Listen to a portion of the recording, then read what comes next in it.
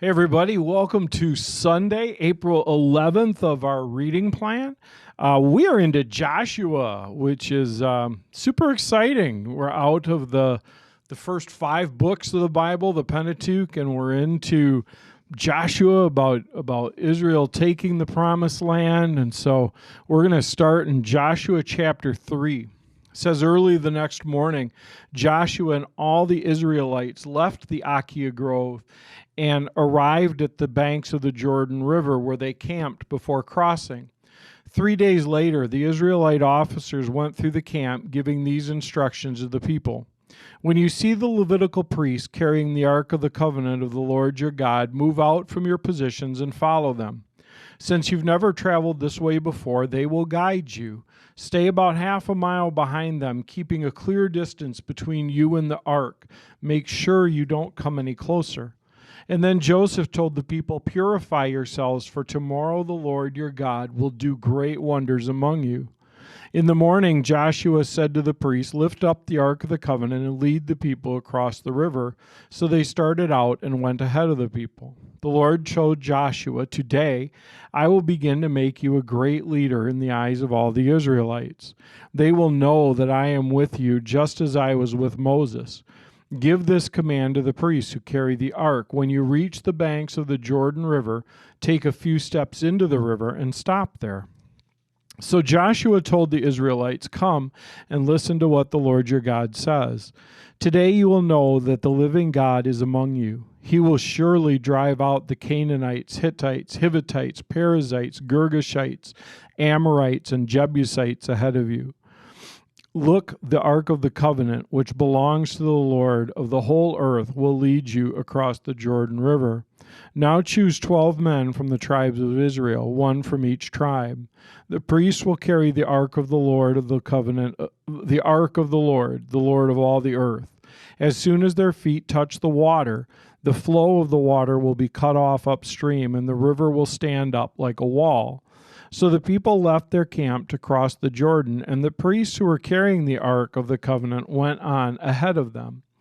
It was the harvest season, and the Jordan was overflowing its banks. But as soon as the feet of the priests who were carrying the ark touched the water at the river's edge, the water above that point began backing up a great distance away at a town called Adam, which is near Zarethan. And the water below that point flowed on to the Dead Sea until the riverbed was dry. Then all the people crossed over near the town of Jericho. Meanwhile, the priests who were carrying the ark of the Lord's covenant stood on dry ground in the middle of the riverbed as the people passed by. They waited there until the whole nation of Israel had crossed the Jordan on dry ground. When all the people had crossed the Jordan, the Lord said to Joshua, now choose 12 men, 1 from each tribe. Tell them, take 12 stones from the very place where the priests are standing in the middle of the Jordan. Carry them out and pile them up at a place where you will camp tonight. So Joshua called together the 12 men he had chosen, 1 from each of the tribes of Israel. He told them, go into the middle of the Jordan in front of the ark, the Lord your God. Each of you must pick up 1 stone and carry it out on your shoulder, 12 stones in all, 1 for each of the 12 tribes of Israel. We will use these stones to build a memorial. In the future, your children will ask you, what do these stones mean? And then you can tell them they remind us that the Jordan River stopped flowing when the Ark of the Lord's covenant went across. These stones will stand as a memorial among the people of Israel forever. So the men did as Joshua had commanded them. They took 12 stones from the middle of the Jordan River, 1 for each tribe, just as the Lord had told Joshua. They carried them to the place where they camped for the night and constructed a memorial there. Joshua also set up another pile of 12 stones in the middle of the Jordan at the place where the priests who carried the Ark of the Covenant were standing, and they are there to this day. The priests who were carrying the ark stood in the middle of the river until all of the Lord's commands that Moses had given to Joshua were carried out. Meanwhile, the people hurried across the riverbed, and when everyone was safely on the other side, the priests crossed over with the ark of the Lord as the people watched. The armed warriors from the tribes of Reuben, Gad, and the half-tribe of Manasseh led the Israelites across the Jordan just as Moses had directed. These armed men, about 40,000 strong, were ready for battle, and the Lord was with them, and they crossed over to the plains of Jericho. That day the Lord made Joshua a great leader in the eyes of all the Israelites, and for the rest of his life they revered him as much as they had revered Moses. The Lord had said to Joshua, "Command the priests carrying the Ark of the Covenant to come up out of the riverbed." So Joshua gave the command. As soon as the priests carrying the Ark of the Covenant came up out of the riverbed and their feet were on high ground, the water of the Jordan returned and overflowed its banks as before. The people crossed the Jordan on the 10th day of the first month, and then they camped at Gilgal, just east of Jericho. It was there at Gilgal that Joshua piled up the 12 stones taken from the Jordan River. And then Joshua said to the Israelites, "In the future your children will ask, 'What do these stones mean?' And then you can tell them, 'This is where the Israelites crossed the Jordan on dry ground.' For the Lord your God dried up the river right before your eyes, and he kept it dry until you were all across, just as he did at the Red Sea, when he dried it up until he had crossed all crossed over. He did this so that all the nations of the earth might know that the Lord's hand is powerful, and so you might fear the Lord your God forever." Then we go forward to Luke chapter 14, and we start in verse 7. Then Jesus noticed that all who had come to the dinner were trying to sit in the seats of honor near the head of the table, and he gave them this advice. When you're invited to a wedding feast, don't sit in the seat of honor. What if someone who is more distinguished than you has also been invited? The host will come and say, "Give this person your seat," and then you'll be embarrassed, and you'll have to take whatever seat is left at the foot of the table. Instead, take the lowest place at the foot of the table. And then when the host sees you, he'll come and say, "Friend, we have a better place for you than this." And then you'll be honored in front of all the other guests. For those who exalt themselves will be humbled, and those who humble themselves will be exalted. And then he turned to his host. When you put on a luncheon or a banquet, don't you invite your friends, brothers, relatives, rich neighbors? For they will invite you back, and that will be your only reward. Instead, invite the poor, the crippled, the lame, and the blind. Then, at the resurrection of the righteous, God will reward you for inviting those who could not repay you. Hearing this, a man sitting at the table with Jesus exclaimed, "What a blessing it will be to attend a banquet in the kingdom of God." And Jesus replied with this story. A man prepared a great feast and set out many invitations. When the banquet was ready, he sent his servants to tell the guests, "Come, the banquet is ready." But they all began making excuses.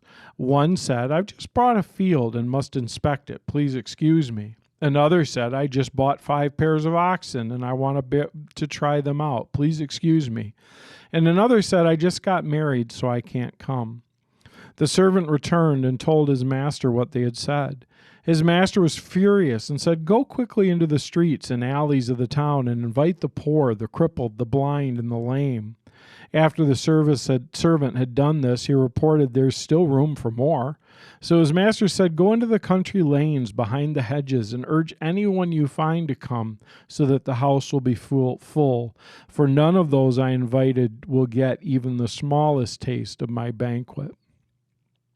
A large crowd was following Jesus, and he turned around and said, "If you want to be my disciple, you must, by comparison, hate everyone else, your father and mother, wife and children, brothers and sisters.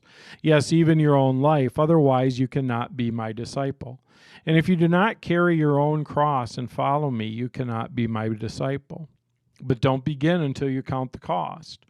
For who would begin constructing a building without first calculating the cost to see if there's enough money to finish it? Otherwise, you might complete only the foundation before running out of money, and then everyone would laugh at you. They would say, where's the person who started the building and couldn't afford to finish it? Or what king would go to war against another king without sitting down with his counselors to discuss whether his army of 10,000 could defeat the 20,000 soldiers against him? And if he can't, he'll send a delegation to discuss terms of peace while his enemy is still far away. So you cannot become my disciple without giving up everything you own. Salt is good for a season, but if it loses its flavor, how do you make it salty again?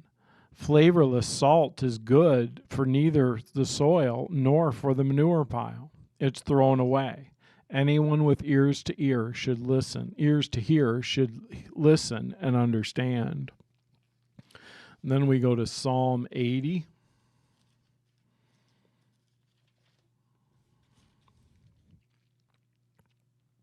Psalm 80. Please listen, O shepherd of Israel, you who lead Joseph's descendants like a flock. O God, enthroned above the cherubim, display your radiant glory to Ephraim, Benjamin, and Manasseh. Show us your mighty power. Come to rescue us. Turn us again to yourself, O God. Make your face shine down upon us. Only then will we be saved. O Lord God of heaven's armies, how long will you be angry with our prayers? You have fed us with sorrow and made us drink tears by the bucketful. You've made us the scorn of the neighboring nations. Our enemies treat us as a joke. Turn again to yourself, O God. Turn us again to yourself, O God of heaven's armies. Make your face shine down upon us. Only then will we be saved. You brought us from Egypt like a grapevine. You drove away the pagan nations and transplanted us into your land. You cleared the ground for us, and we took root and filled the land. Our shade covered the mountains. Our branches covered the mighty cedars. We spread out branches to the west, to the Mediterranean Sea. Our shoots spread to the east, to the Euphrates River. But now, why have you broken down our walls, so that all who pass by may steal our fruit? The wild boar from the forest devours it, and wild animals feed upon it. Come back, we beg you, O God of heaven's armies. Look down from heaven and see our plight. Take care of this grapevine that you yourself have planted, the son you have raised for yourself. For we are chopped up and burned by our enemies. May they perish at the sight of your frown. Strengthen the man you love, the son of your choice, and then we will never abandon you again. Revive us so that we can call on your name once more. Turn us again to yourself, O Lord, God of heaven's armies. Make your face shine down upon us. Only then will we be saved. And then we go to Proverbs chapter 12, verse 27 and 28, finishing up chapter 12. Lazy people don't even cook the game they catch, but the diligent make use of everything they find. The way of the godly leads to life. That path does not lead to death. And then Oswald Chambers talked about complete and effective divinity today. The Spirit of Jesus entering me rearranges my personal life before God. The resurrection of Jesus has given him the authority to give the life of God to me. My part is to walk in the light, to obey all that he has revealed to me. If we've been united together in the likeness of his death, certainly we shall also be in the likeness of his resurrection. Romans chapter 6, verse 5. That story of the Israelites on the banks of the Jordan has always really interested me. And you know, it says that it was in the spring, in the thaw, in the flood stage, and so that the river was overflowing the banks. And you know, we used to live down by Turtle Creek, and the creek every spring when the ice went out, the creek would flood, almost every single spring. And it was such an amazing thing. And you know, at that point in the life of the creek, it was just such a rolling mass of water. There were swirls and whirlpools and all that stuff. And I remember one time when it got particularly high, we were in a field over up by the side of it. We always went down to look at it. We probably shouldn't have, and we'd climb around on these huge chunks of ice, not what you'd call a real safe thing. But not out on the water. The ice was up on the shore, but it was still collapsing. And anyway, and the water was way up over the bank into this field. And I remember standing there, right on the edge of it, and there being just this massive, muddy, torrential sort of water there. And I can picture Israel standing there at the edge of this river. Turtle Creek wasn't that big. Jordan River is.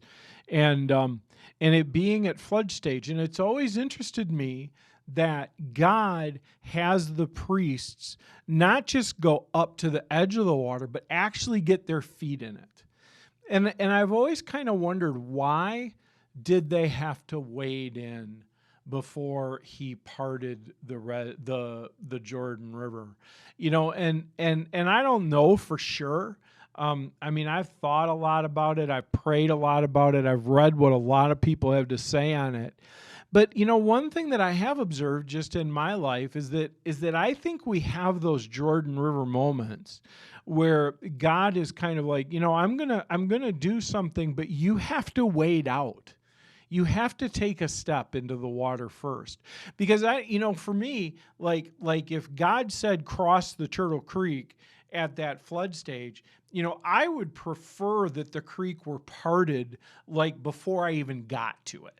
Right, so that I can see from a distance that it's dry land and parted, so that I don't have to wade in, I don't have to get my feet wet, And really, I think though that's where faith lives, isn't it?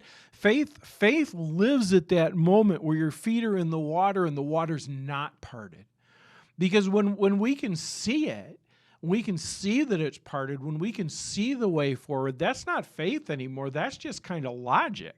Once we see how it's working out or how it's going to work out, then it only makes sense that we follow and that we go along with God. But faith lives in that moment when our feet hit the water and the water hasn't parted yet. And we're not sure how it's going to happen. And maybe there's part of us in our head that we're not even sure it is going to happen, much less how it's going to happen. That's where faith really lives. And I think that's part of the reason that God had them wade in a little bit to the water, and how he has us wade in a little bit to the water. So, if you're at one of those Jordan River moments where God's saying, look, I've got this. I've got it under control, but here's what I want you to do. I want you to do this one thing. Do it. Take the step, and then let God move and handle it. But don't be don't be like me. Don't stand up on the riverbank saying, man, I want that parted before I walk in. Just do what God says and take the step. So let's pray together. God, I have a feeling that some of us are at those Jordan River moments where there are steps that you just want us to take, and we don't see how they're going to work out. But Lord, we have your promises of love and compassion and care. We have your promises that you are more than sufficient to everything that's in front of us. And so, Lord, in those moments when you call us to step out in faith and maybe get our feet a little wet before you part the waters, help us to do that, knowing that you are present and that you are absolutely faithful. In Jesus' name. Amen. All right. Well, have a great Sunday today, and I will see you again next week.